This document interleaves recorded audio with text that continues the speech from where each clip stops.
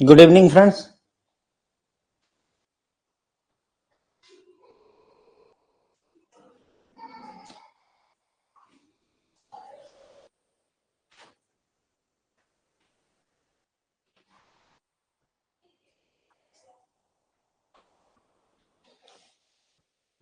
ABM module B chapter number 12 का MCQs का part 1 है हमारा। मैकमिलन पर बेस्ड जो है अच्छे MCQs करना है हमको। यहाँ पे चैप्टर नंबर 11 कवर हो गया, 5 पार्ट उसके आए थे। आज से हम चैप्टर नंबर 12 करेंगे।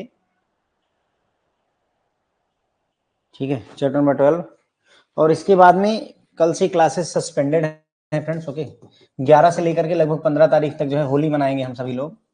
आप भी इंजॉय करें, होली का फेस्टिवल इंजॉय करें। मैं भी होली का फेस्टिवल इंजॉय करता हूँ। फिर उसके बाद में होली से लौट करके मैं क्लासेस रिज्यूम कर लूंगा। होली और दीपावली 2 त्यौहार ऐसे होते हैं जिनमें हमें अपने मतलब हर हाल में एंजॉय कर लेना चाहिए। बाकी चाहे कुछ त्यौहार छूट जाए तो ओके है, बट तो मेरी रिक्वेस्ट रहेगी आप लोग भी थोड़ा विश्राम करें, घर परिवार को समय दें और मुझे भी थोड़ा समय देने दें।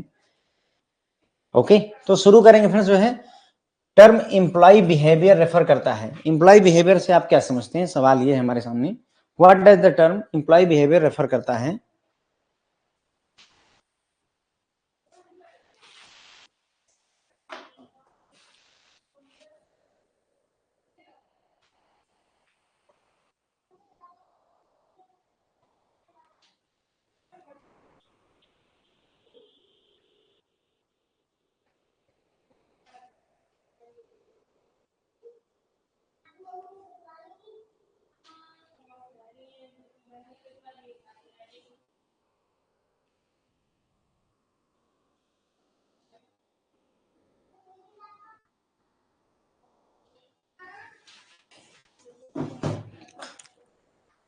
Good evening, good evening.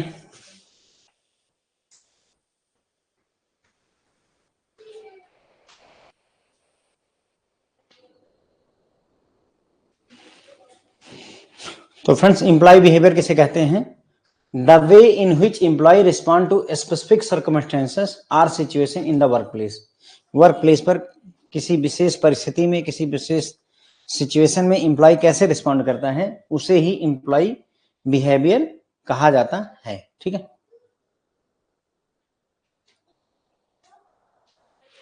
The behaviour of an individual can be group into how many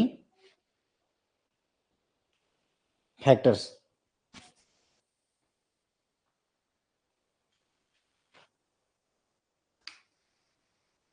individual के बिहेवियर को ग्रुप किया गया है कितने फैक्टर्स में, कितने तरीके के फैक्टर में इंडिविजुअल के बिहेवियर को ग्रुप में बनाया गया है, ग्रुप किया गया है।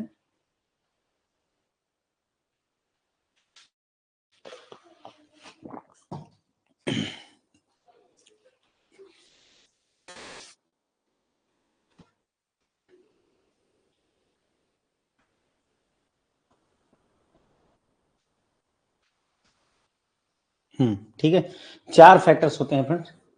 इंडिविजुअल के बिहेवियर को डिफाइन करने के लिए 4 फैक्टर्स होते हैं। कौन कौन से? Environmental factor, personal factor, organisational factor और साइकोलॉजिकल फैक्टर। 4 फैक्टर होते हैं, इन्वायरमेंटल, पर्सनल, ऑर्गेनाइजेशनल और साइकोलॉजिकल। याद रखें इनके नाम भी, चांसेस ज्यादा देर के पूछा जा सकता है आपसे। Okay, values, perception and attitude like character come under which of the following factors of behavior of an individual? अभी हमने देखा 4 तरीके के factor, environmental, personal, psychological, organizational, है ना। तो इसमें से पूछ रहा है कि वैल्यू, परसेप्शन और एटीट्यूड ये सब किस में आता है, किस वाले फैक्टर में?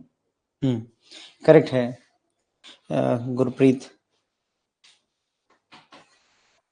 तो आपको बताना वैल्यू, परसेप्शन, एटीट्यूड ये सब किस वाले फैक्टर में आता है? इन्वायरमेंटल में, पर्सनल में,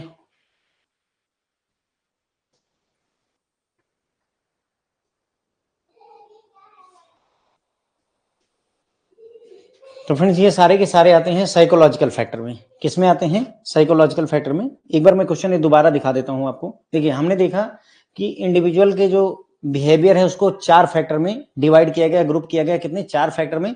और वो चारों फैक्टर के नाम हमने देखे, environmental factor, personal factor, organisational factor और साइकोलॉजिकल फैक्टर। साइकोलॉजिकल फैक्टर में आपका पर्सनालिटी, परसेप्शन, एटीट्यूड, वैल्यू और लर्निंग, ये सारी चीजें आती हैं। उसके बाद में अगर पर्सनल फैक्टर में age, sex, education, ability, marital status, है ना, फैमिली बैकग्राउंड, और ये सारी चीजें आती हैं पर्सनल में। इन्वायरमेंट में इकोनॉमिक, सोशल, रूल्स रेगुलेशन और पॉलिटिकल, ये सारी चीजें आ जाती हैं। ऑर्गेनाइजेशनल में क्या आता है, nature of job, organizational structure and design, leadership कैसी है, compensation and reward system, growth opportunity, ये सारी चीजें आती हैं। ठीक है, थोड़ा थोड़ा ध्यान रखें, बहुत ज्यादा नहीं, लेकिन थोड़ा सा याद रखें। ठीक है, तो answer should be psychological factor. To understand the to understand and predict human behavior, what type of approach is adopted by managers in the organization? Human के बिहेवियर को समझने और प्रिडिक्ट करने के लिए कौन सी अप्रोच अडॉप्ट की जाती है ऑर्गेनाइजेशन में मैनेजर्स के द्वारा?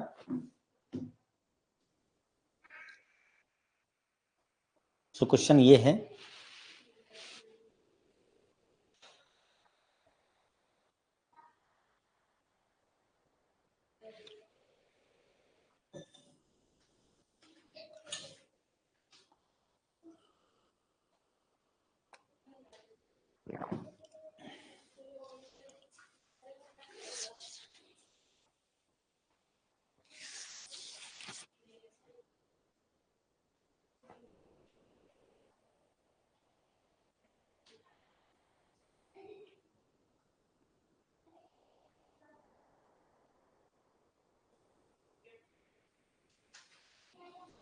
तो इसमें आता है दो, सेकेंड और थर्ड, रेशनल मैन और इकोनॉमिक मैन का कॉन्सेप्ट अडॉप्ट किया जाता है ह्यूमन बिहेवियर को अंडरस्टैंड और प्रिडिक्ट करने के लिए।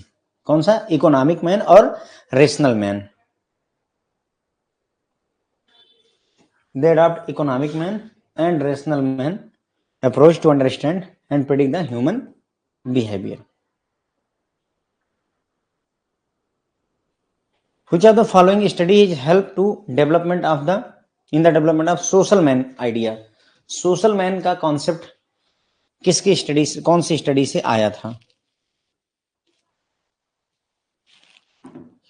सोशल मैन का आइडिया जो है वो किस स्टडी से डेवलप होकर के सामने आया? क्वेश्चन नंबर 5 है।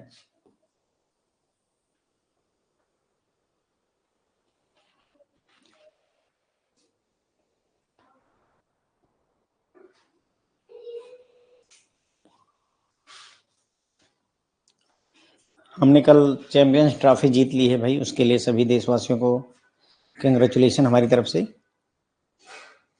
कल मजा ही आ गया।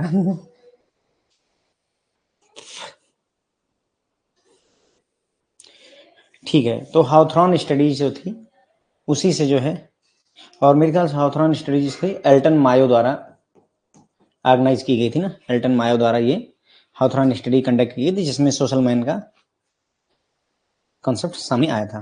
ठीक है, हाउथरॉन स्टडीज में ही ये सोशल मैन का कॉन्सेप्ट डेवलप हुआ था। Who has stated that personality is a pattern of traits and that help to understand his personality and predict his behavior?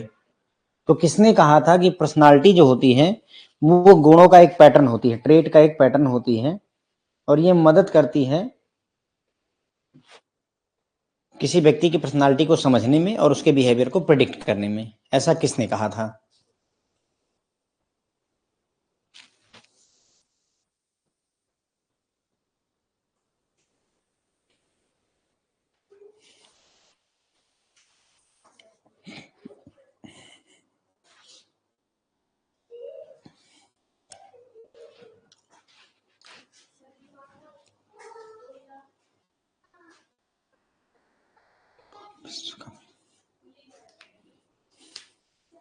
तो पर्सनालिटी के बारे में ऐसा रेमंड कैटल द्वारा बोला गया था, रेमंड कैटल द्वारा ऐसा बोला गया था कि पर्सनालिटी एक पैटर्न होता है ट्रेट का, और ये मदद करता है किसी की पर्सनालिटी को समझने और उसके व्यवहार को प्रिडिक्ट करने में। Raymond cattle.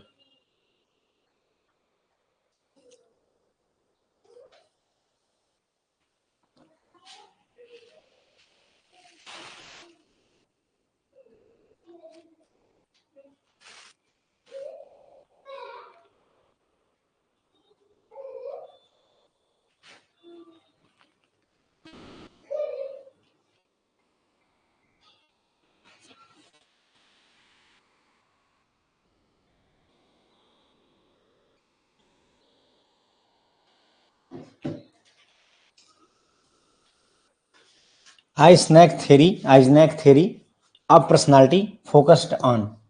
तो आइजनैक थ्योरी जो है पर्सनालिटी से रिलेटेड जो है वो किस पर फोकस करती है? बिहेवियर पर, सोशल अंडरस्टैंडिंग पर, टेम्परामेंट पर, चाइल्डहुड बैकग्राउंड पर आपको बताना है। तो Eysenck theory of personality focus करती है किस पर फ्रेंड्स? फटाफट आंसर करेंगे।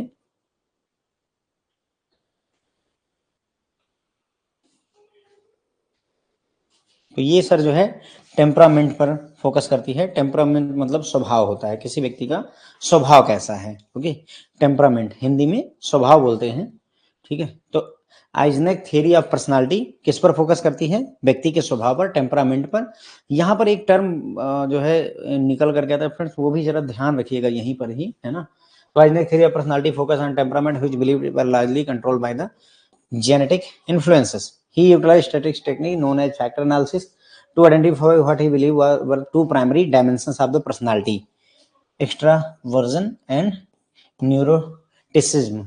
ठीक है, ये क्वेश्चन जो है मतलब जो पिछली बार ही आया था दिसंबर 2024 में, ये जो दो टर्म हैं इन्होंने पूछे थे, ये दोनों टर्म पूछे थे, यही टर्म ध्यान रखिएगा, एक्स्ट्रावर्जन और न्यूरोसिटिज्म।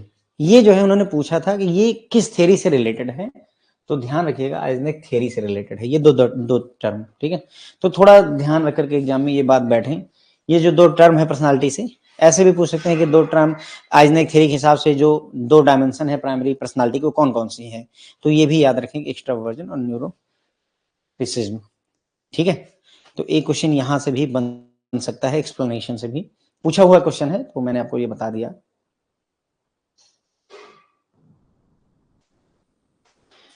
As per Friedman, Mayer, and Ray Roseman, which of the following are the characteristics of type A personality? तो दो तरीके की पर्सनालिटी होती है, टाइप ए और टाइप बी। तो इनमें से कौन कौन सी कैरेक्टरिस्टिक्स हैं टाइप ए पर्सनालिटी की?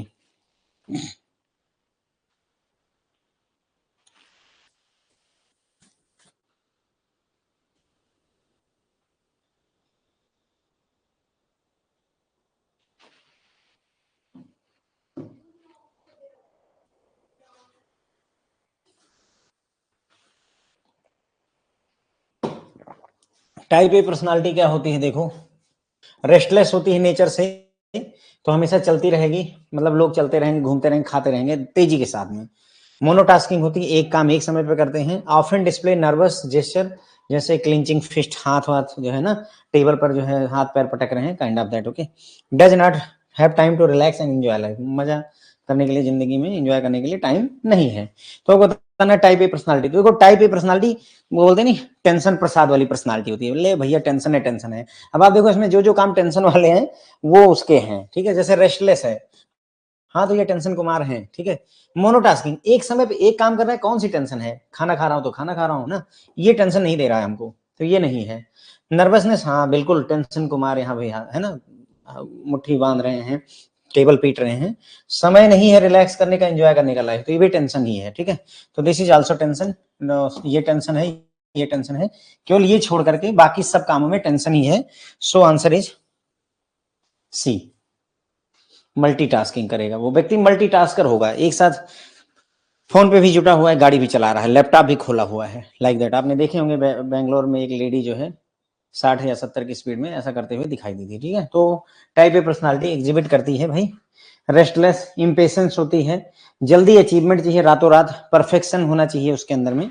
टाइप बी पर्सनालिटी क्या होती है? ठीक है यार, इजी गोइंग, खा लिया आईआईटी बाबा आईआईटी बाबा ला रहे, ठीक है। वो बोलेगी आपको तो पुलिस ने पकड़ लिया, हाँ बोले सर वो जो प्रसाद होता है ना उसी के लिए धर दिया हमको तो प्रसाद वाले लोग होते हैं, इजी गोइंग होते हैं, रिलैक्स होते हैं, टाइम प्रेशर कोई मतलब नहीं है, कंपटीशन रेसन जैसे कोई भावना नहीं होती है, और दुनिया का भला करने की फिलोसफिकल नेचर के होते हैं, ठीक है यार सबका भला होगा, हमारा ही क्यों हो। ठीक है, तो ये हो गई type A personality and type B personality.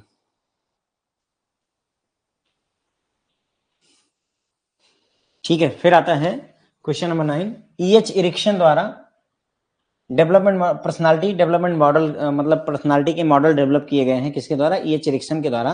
तो which of the following development stages of personality indicate that child's effort at trying to do something on its own, मतलब बच्चा कोशिश कर रहा है कुछ कुछ अपने दम पर करने का। ये किस स्टेज में होता है? ट्रस्ट वर्सेस मिसट्रस्ट में, autonomy versus same and doubt, initiative versus guilt, industry versus inferiority.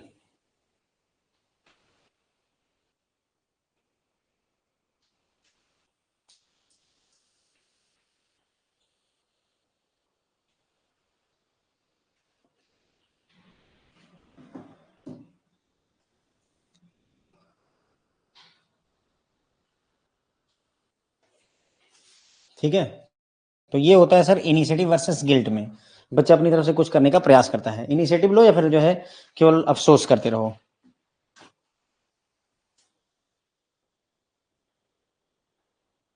Child effort करता है कुछ अपने मन से करने का। क्वेश्चन नंबर 10 है, साइको एनालिटिकल थियरी जो है वो आधारित है किस पर? बेस्ड ऑन किस पर है? किसके कॉन्सेप्ट पर आधारित है psycho analytical theory? Question number 10 है, साइको एनालिटिकल थियरी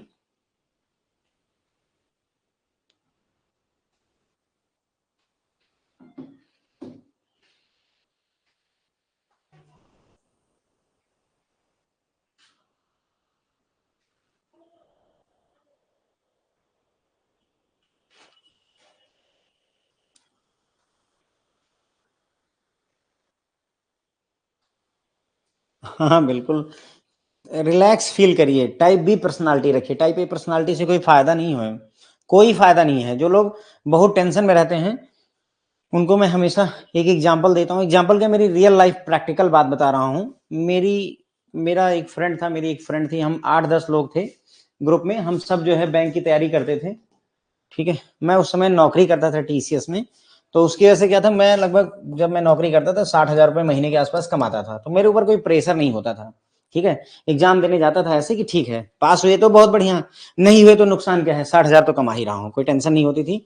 और एक वो मतलब हमारे ग्रुप में ही एक लड़की थी, वो उसको क्या था कि मतलब पूरी फैमिली की जिम्मेदारी उस पर ही थी, फादर उसके थे नहीं और छोटे भाई भाई थे, तो इस वजह से परेशान बहुत रहती थी। तो होता क्या था कि जब भी वो एग्जाम देने जाए ना, इतना ज्यादा प्रेशर ले ली कि मुझे इसी बार एग्जाम क्लियर करना है, और ये एग्जाम में फेल हो गई तो मेरी जिंदगी बर्बाद रहेगी, काइंड ऑफ दैट, ऐसा सोच ले। तो होता क्या था, वो जाकर के एग्जाम हॉल में बेहोश हो जाती थी पेपर देखा और बेहोश हो गई, 5 मिनट तक 10 मिनट तक पानी फेंका जा रहा है, डॉक्टर बुलाए जा रहे हैं, काइंड ऑफ हर बार की नर्वसनेस इतनी ज्यादा।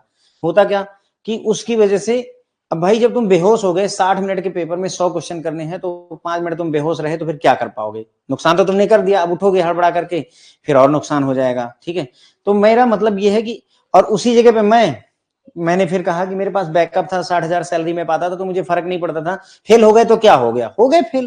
भाई मेरे पास ऑलरेडी एक कार है, एक कार और नहीं मिली तो नहीं सही, दूसरी पहली कार से तो चल ही रहा हूँ, तो मेरे कोई लोड ही नहीं था। उसके चक्कर में मेरे हमेशा मतलब हर पेपर में मेरा एग्जाम क्लियर हो जाता था, टेंशन नहीं रहता था इस वजह से। और जो टेंशन लिए बैठी रहती थी मैडम, वो मतलब बहुत साल तक, मतलब 7-8 वर्षों तक, मेरे सिलेक्शन के 7-8 वर्षों तक उन्हें एफर्ट करना पड़ा सेलेक्ट होने के लिए। ये दशा हो गई सर। तो जो कहते हैं सर, मैं ये कहानी या ये बात इसलिए बता रहा हूँ, ये सोचते हैं कि सर मैं इतना पढ़ पाऊंगा, हो पाएगा मेरे से? सर नहीं हो पाएगा तो क्या हो जाएगा, मुझे बताओ ना। से कि हमसे अभी फेल हो गए, क्या हो गया सर? आपकी जिंदगी में कुछ परिवर्तन आ जाएगा क्या? कुछ नहीं। तो जब मेरी जिंदगी में कुछ, भाई नौकरी तो आप कर ही रहे हो, एक डिसेंट तनख्वाह पा रहे हो जिससे कि आप आईफोन खरीद सकते हो, बराबर है, जो आम जनता नहीं खरीद सकती है तो टेंशन नहीं लेनी है। ठीक है, नहीं होगा तो नहीं होगा, अगली बार होगा। जब आप इस कॉन्फिडेंस के साथ रहते हो कि ज्यादा से ज्यादा क्या होगा, फेल होंगे ना, तब आप और अच्छा परफॉर्म करते हो, क्योंकि you have nothing to lose. आपको कुछ खोने के लिए नहीं है, जब आपको कुछ खोने को ना हो तब आप सब हासिल कर सकते हैं। ध्यान दीजिए, आप अपने बॉस की क्यों सुनते हैं? क्योंकि आपको डर है कि कल को मेरी नौकरी चली जाएगी। जिस दिन आपका ये डर खत्म हो जाए किसी वजह से, उस दिन आपका बॉस आपका कुछ कर नहीं सकता है, कुछ बिगाड़ नहीं सकता, एक शब्द नहीं बोल सकता, ये ध्यान रखिए। क्यों? क्योंकि उसको डर हो गया कि अब ये नहीं सुनेगा।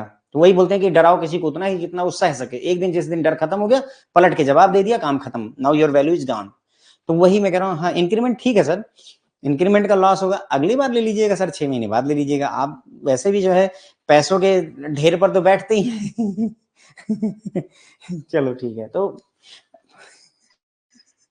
बीपी शुगर की सिचुएशन ना आने पाए, उसकी दवाइयां करते रहेंगे, जितना इंक्रीमेंट होगा उससे ज्यादा। तो प्लीज जो है मेरा मतलब है कि टेंशन मत लिया करिए, जो होगा देखा जाएगा वाली सिचुएशन।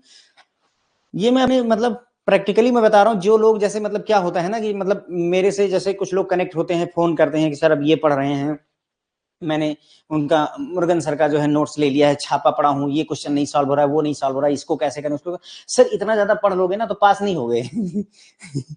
अब आप बोलोगे सर क्या कह रहे हैं, सीरियसली मैं बता रहा हूँ, ज्यादा सीरियसली अगर सीआईबी की तैयारी कर ली आप पास नहीं होंगे। मेरी बात लेकर के आज ले लीजिए, जितने लोग क्लास ले रहे हैं ज्यादा सीरियस होकर के पढ़ेंगे नहीं पास होंगे।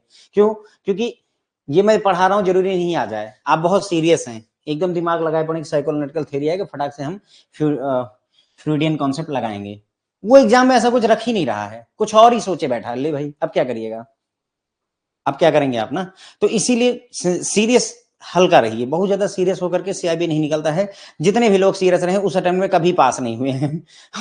और उनको सब आता था। ये भी था मतलब कि भाई अब सोचो कि आप जब दो दो तीन तीन टीचर का मटेरियल पढ़ रहे हो और मेरे से क्वेरी कर रहे हो कि सर ये वाला क्वेश्चन कैसे होगा, ये वाला क्वेश्चन, दैट मींस कि you have prepared well, then you are asking that question from me, right.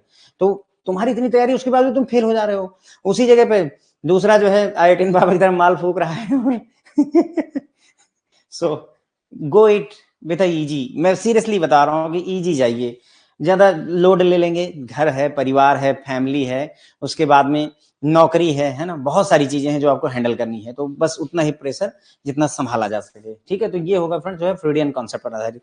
बता दिया आपको, बात आ गई है। क्योंकि अगर आप ज्यादा प्रेशर ले लोगे तो ज्यादा लॉस कर जाओगे। मेरा मतलब ये है कि जैसे मुझे पढ़ाना है, मैं टेंशन लेकर के सुबह से बैठा रहूं, मुझे क्लास लेनी, मुझे क्लास लेनी, मैं 20 बार बोलूं, 100 बार बोलूं, सुबह से बोलता रहूं, तो ये क्लास आते आते मुझे बुखार आ जाएगा। अरे भाई क्लास लेनी है, उसी जगह पर घूम रहे हैं, टहल रहे हैं, तैयारी कर ली, जब आए और पढ़ा दिया, बात खत्म हो गई, ठीक है। तो ये चीज है भाई। तो साइकोलॉजिकल थ्योरी किस कॉन्सेप्ट पर आधारित है? फ्रूडियन कॉन्सेप्ट पर आधारित होती है। तो psychological theory primarily based on है Freudian concept of unconscious and subconscious and conscious nature of the personality, इस पर आधारित होती है। क्वेश्चन नंबर, ठीक है। तो हमने 10 क्वेश्चन कर लिए। मैं सोच रहा हूँ कि एक बार मैं आपको ये सारे 10 क्वेश्चन एक बार फिर से करवा दूं, क्योंकि लोग जो है कुछ लोग तो छोड़ के भाग गए ज्यादा सीरियस नहीं लेने के लिए। मैंने कहा मैंने बोला ज्यादा सीरियस लेने की जरूरत नहीं, बोला छोड़ो सर क्लास फिर ले लेंगे, अब आप इतना कह रहे हैं तो आज की क्लास छोड़ो, बाद में देख लेंगे, अभी तो कुछ और करते हैं।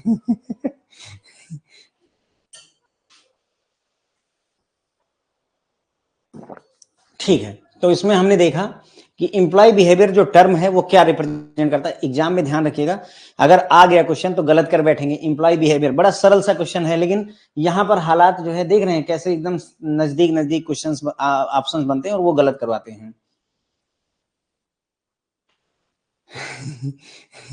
दत्ता सर बोल रहे हैं छोड़िए सर, क्लास रहने दीजिए, फिर पढ़ा जाएगा। पढ़ा लेने दीजिए सर। अब दिन भर में अगर आधे घंटे ही निकाल रहे हैं तो उतना तो खर्च कर ही लेते हैं, बाकी का छोड़ देंगे आपसे। तो एम्प्लॉय बिहेवियर जो है करता है the way in which employ respond करता है किसी स्पेसिफिक सर्कमस्टेंसेस या सिचुएशन को in work place. Work place में सिचुएशन और सर्कमस्टेंसेस के हिसाब से बिहेवियर को ही एम्प्लॉय बिहेवियर कहते हैं। एम्प्लॉय का जो बिहेवियर होता है उसको 4 फैक्टर में मतलब जो है ग्रुप किया गया है, 4 फैक्टर्स में। चारों फैक्टर के नाम है environmental factor, personal factor, organisational factor और साइकोलॉजिकल फैक्टर। साइकोलॉजिकल फैक्टर में ही आपका एटीट्यूड, वैल्यू, पर्सनालिटी, परसेप्शन, ये सारी चीजें आती हैं। पर्सनल में आपका एज, एजुकेशन, एबिलिटी, ये सारी चीज आती है। ऑर्गेनाइजेशन में nature of job, leadership, compensation, और इन्वायरमेंटल में इकोनॉमिक, सोशल और पॉलिटिकल चीजें आ जाती हैं, ठीक है। तो value and perception and attitude जो है ये सारी किस में आती हैं, किस फैक्टर में? तो ये सर सारी साइकोलॉजिकल फैक्टर में आती हैं। पर्सनल में एज, और एज हो गया आपका, मुझे एक भी और याद नहीं आ रहा है, मुझे देखना पड़ेगा। एज, एजुकेशन, एबिलिटी, है ना, फैमिली बैकग्राउंड, ये सारी चीजें आ जाती हैं। उसके बाद में फिर हमने देखा कि ह्यूमन बिहेवियर को जो है प्रिडिक्ट करने के लिए, समझने के लिए मैनेजर्स द्वारा कौन सी अप्रोच अडॉप्ट की जाती है, किस what type of approach is adopted. तो वहां पर रेशनल मैन और इकोनॉमिक मैन, इकोनॉमिक मैन और रेशनल। रेशनल मतलब होता है तर्क संगत, और इकोनॉमिक मतलब जो चीजों को संभाल करके रखे, ठीक है। तो ऑल ऑफ द अबव ये हमारा दूसरा और तीसरा, तो हमारा ए आंसर हो जाएगा। रेशनल मैन और इकोनॉमिक मैन, ये दोनों हमारे सही हो जाएंगे। हाँ सर सिलेक्शन हो गया उनका, बिल्कुल 6-7 साल मेहनत करी उन्होंने, फाइनली सी गार्ड सिलेक्टेड। अभी मौके पर वो LIC में है।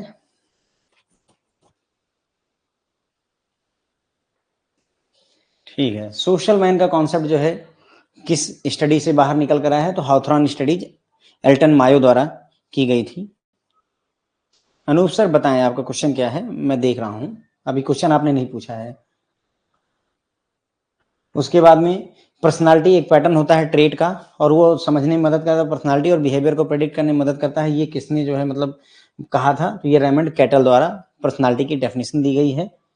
फिर उसके बाद में आया था आइजनेक थ्योरी ऑफ पर्सनालिटी, किस पर फोकस करती है, तो टेम्परामेंट पर, यानी कि स्वभाव पर फोकस करती है। किस पर? स्वभाव पर, टेम्परामेंट पर। और इसी में आइजनेक थ्योरी ऑफ पर्सनालिटी में ही दो टर्म आते हैं, एक्स्ट्रावर्जन और न्यूरोसिटिज्म। ठीक है, ये दोनों टर्म पूछे गए हैं पिछली बार के एग्जाम में कि ये किससे रिलेटेड है। ओके, उसके बाद में फ्राइडमैन, मेयर और रे रोजमैन के हिसाब से टाइप ए पर्सनालिटी की कैरेक्टरिस्टिक्स कौन कौन सी होती हैं, तो जिनमें परेशानी हो, रेस्टलेस, हाँ हो गया, डिस्प्ले नर्वसनेस, हाँ ये भी परेशानी है, और जो है टाइम नहीं होता रिलैक्स करने, तो ये भी परेशानी से रिलेटेड। तो टाइप ए पर्सनालिटी में ये मोनोटास्किंग नहीं करता है, मल्टीटास्किंग होती है, यानी एक साथ कई काम करने में विश्वास रखता है। ठीक है, तो हमारा 1, 3 और 4 दो छोड़ करके। ठीक है, तो ये पूरी लिस्ट है कि मतलब क्या क्या टाइप ए पर्सनालिटी में होता है। फिर उसके बाद में देखा कि हमने E.H. एरिक्सन द्वारा पर्सनालिटी का जो मॉडल डेवलप किया गया है, उसमें कौन सी स्टेज में, देयर आर मेनी स्टेजेस, उनमें से कौन सी स्टेज में चाइल्ड एफर्ट करता है, कुछ अपने दम पर करने की कोशिश करता है। तो फ्रेंड्स ये इनिशिएटिव वर्सेस गिल्ट में होता है, तो सी हमारा आंसर हो जाएगा। उसके बाद में साइको एनालिटिकल थ्योरी किस थ्योरी पर आधारित, मतलब किस कॉन्सेप्ट पर आधारित है, तो फ्रूडियन कॉन्सेप्ट पर आधारित है। साइको एनालिटिकल थ्योरी किस पर आधारित है? फ्रूडियन कॉन्सेप्ट पर आधारित होती है। ठीक है, फ्रूडियन कॉन्सेप्ट पर आधारित है। फिर आ जाता है क्वेश्चन नंबर 11, एक क्वेश्चन और इसी से रिलेटेड। तो uh youth develop close contact with the others, youth जो होता है वो क्लोज कॉन्टेक्ट डेवलप करता है किसी दूसरे के साथ में, अदर्स के साथ में, तो ये किस स्टेज पर होता है? सवाल ये है आपके लिए।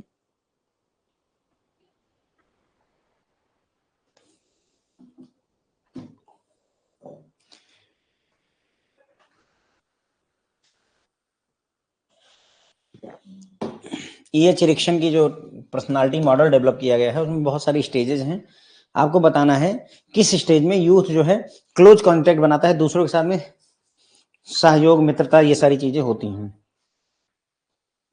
जैसे जब आप छोटे, बहुत छोटे रहेंगे तो कोई मित्र नहीं रहा होगा, धीरे धीरे जब आप बड़े हुए तो आपके फ्रेंड्स बनने शुरू हो जाते हैं।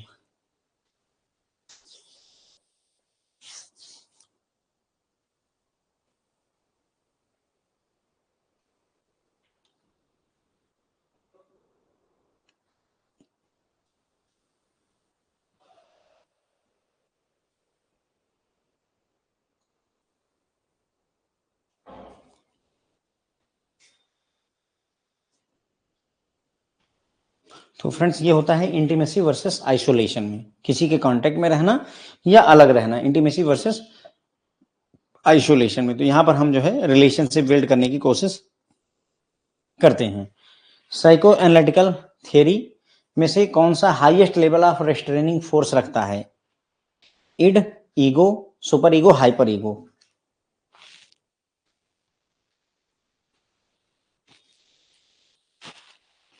साइको एनालिटिकल थियरी के हिसाब से सबसे ज्यादा रेस्ट्रेनिंग फोर्स किस में होता है, सबसे ज्यादा विद्रोह, विरोध कौन करता है? इड करेगा, ईगो करेगा, सुपर ईगो करेगा?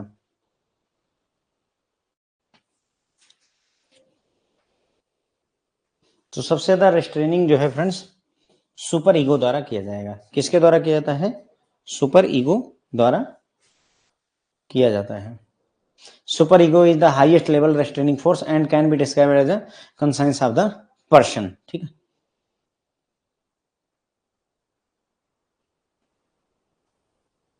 Question number 13, as per psychoanalytical theory what type of characteristics a person will show if he has over developed super ego. अगर किसी ने सुपर ईगो को ओवर डेवलप कर रखा है तो कौन कौन से लक्षण उसके अंदर दिखाई देंगे?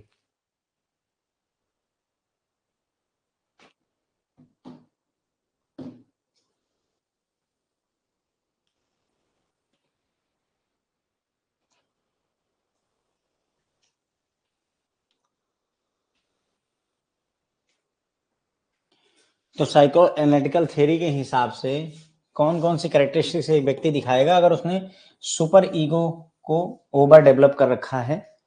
तो फ्रेंड्स मोरल बहुत हाई रहेगा उसका, और गिल्टी फील करेगा, हर छोटी बड़ी चीज के लिए उसे गिल्टी महसूस होगी। Okay, positive frame of refer नहीं डेवलप होगा और ना ही मनी माइंडेड होता है, ठीक है। ये दो चीजें हो जाती हैं, एक और दो, अगर सुपर ईगो डेवलप कर लेंगे। जैसे कुछ लोग बहुत ज्यादा सोचते हैं ना, तो जब आप बहुत ज्यादा सोचते हैं तो आप हर चीज के लिए अपने आप को गुनहगार मानने लगते हैं, कुछ इस तरीके की सिचुएशन होती है। ओवर थिंकर हम में से कुछ लोग जरूर होंगे, वैसे मैं भी हूँ ओवर थिंकर। बैठ करके गाड़ी निकाली नहीं, उसके पहले पता नहीं क्या क्या सोच डाला, अगर ये हो गया तो वो होगा, वो होगा तो वो होगा, तो लाइक दैट। ओवर थिंकिंग गलत चीज है।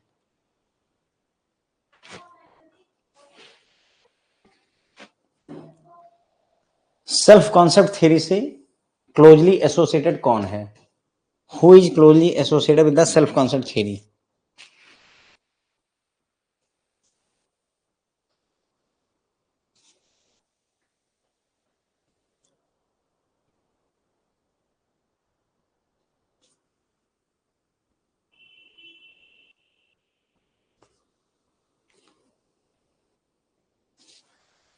सेल्फ कॉन्सेप्ट थ्योरी से रिलेटेड हैं कार्ल रोजर। कौन है? कार्ल रोजर, ठीक है। तो पर्सनालिटी और बिहेवियर जो है ग्रेट डिटर्मिनेंट होते हैं इंडिविजुअल के। What approach did social learning theory? Social learning theory कौन सी अप्रोच यूज करती है पर्सनालिटी को समझने के लिए, फॉर अंडरस्टैंडिंग पर्सनालिटी? पर्सनालिटी को समझने के लिए सोशल लर्निंग थ्योरी कौन सा कॉन्सेप्ट यूज करती है?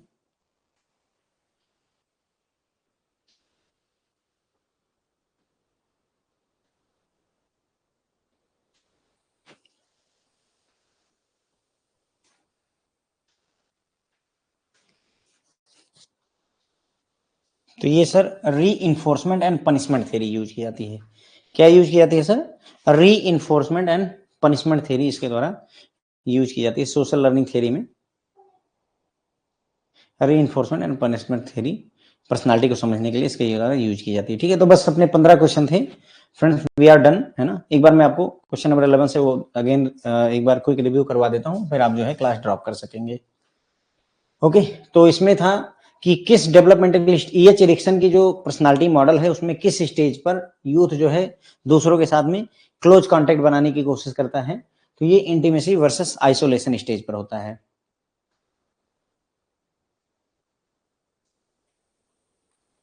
तो इंटीमेसी वर्सेस आइसोलेशन में ये हैपनिंग होती है। फिर आता है फ्रेंड्स कि साइको एनालिटिकल थ्योरी के हिसाब से सबसे ज्यादा रेस्ट्रेनिंग फोर्स किस में काम करता है? इड में, ईगो में, सुपर ईगो में, हाइपर ईगो? हाइपर ईगो नहीं होता है, सुपर और इड और ईगो ही होते हैं, तीन होते हैं। इसमें सबसे ज्यादा रेस्ट्रेनिंग, सबसे ज्यादा विद्रोह विरोध जो है सुपर ईगो करता है, ठीक है। साइको एनालिटिकल थ्योरी के हिसाब से अगर किसी व्यक्ति ने ओवर डेवलप कर लिया है सुपर ईगो को, तो वो कौन कौन से कैरेक्टरिस्टिक्स शो करेगा? तो वो शो करेगा फ्रेंड्स जो है हाई मोरल उसका होगा, और गिल्टी फील करेगा हर छोटी मोटी चीज के लिए। ये दो चीजें उसके अंदर होती हैं, तो पहला और दूसरा हमारा बी आंसर हो जाएगा। उसके बाद में फिर हमने देखा कि सेल्फ कॉन्सेप्ट थ्योरी कौन लेकर आया है? तो कार्ल रोजर द्वारा जो है सेल्फ कॉन्सेप्ट थ्योरी को डेवलप किया गया। किसके द्वारा? कार्ल रोजर के द्वारा। फिर हमने देखा 15वां क्वेश्चन कि सोशल लर्निंग थ्योरी कौन सा कॉन्सेप्ट यूज करती है पर्सनालिटी को समझने के लिए?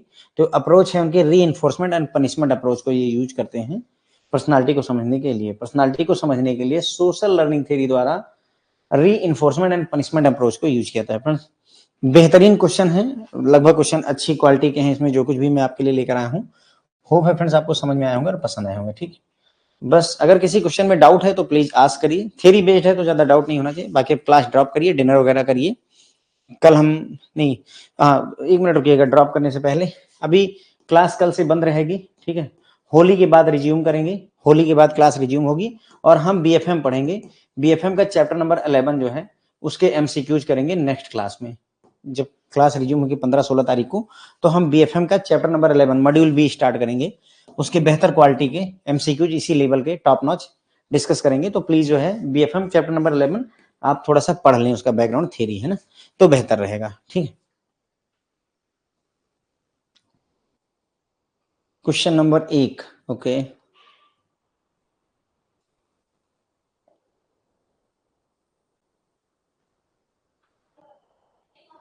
तो एम्प्लॉय बिहेवियर जो टर्म है वो क्या रिप्रेजेंट करता है?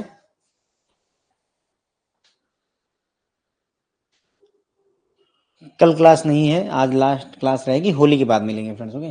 तो एम्प्लॉय बिहेवियर क्या रिप्रेजेंट करता है फ्रेंड? तो एम्प्लॉय बिहेवियर रिप्रेजेंट करता है कि एम्प्लॉय कैसे रिस्पॉन्ड करता है किसी विशेष परिस्थिति में, किसी विशेष सिचुएशन में या सर्कमस्टेंसेस में वर्क प्लेस पर। तो वही जो है आपका एम्प्लॉय बिहेवियर कहलाता है। क्वेश्चन नंबर 4 है, ठीक है, 1 मिनट रुकिए। तो यही है कि ह्यूमन बिहेवियर को अंडरस्टैंड करने के लिए मैनेजर जो है कौन सी अप्रोच को अडॉप्ट करते हैं। तो उनके द्वारा economic man and rational man जो है चुना जाता है। Economic man and rational man, देखिए यहाँ पर accordingly they adopt economic man and rational man approach to understand and predict human behavior।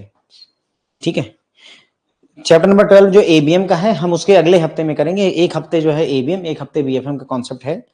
आज मंडे था, आज बीएफएम पढ़ाना था, लेकिन चूंकि होली की छुट्टी कर रहा था तो मैंने सोचा कि एबीएम ही कंटिन्यू कर देते हैं, लौटेंगे तो बीएफएम कंटिन्यू करेंगे फ्रेंड्स। क्वेश्चन नंबर 7 में आइजनेक थ्योरी ऑफ पर्सनालिटी फोकस करती है टेम्परामेंट पर। टेम्परामेंट मतलब स्वभाव होता है राहुल सर।